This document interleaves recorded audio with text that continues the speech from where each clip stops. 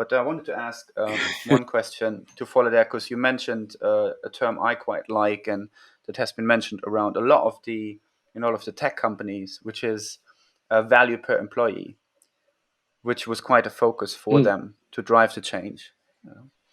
Um, in that sense, can you explain a little bit value per employee and how that's been driving the change there, please?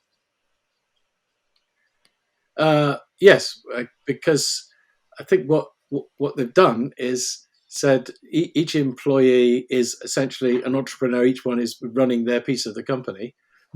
So the value that an employee brings is their own profit, essentially, because that's what they contribute to the company as a whole.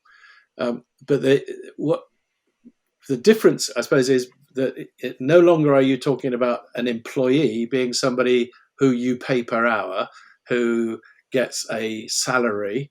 You're now talking about an entrepreneur.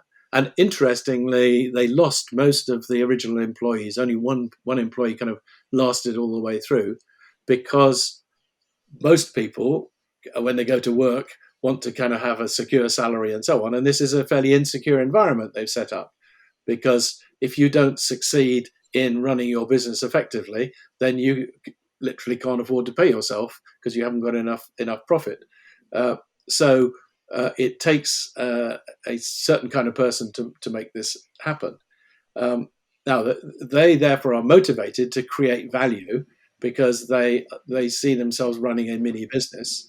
And as I say, the nearest model I can think of is a franchise, where each individual runs their own company, but they're under an umbrella. They have a common brand.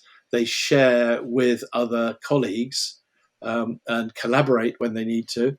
But they're measured ultimately on obviously the profit they make financially, but their customer satisfaction and so on. The sort of measures that you would expect from a small business.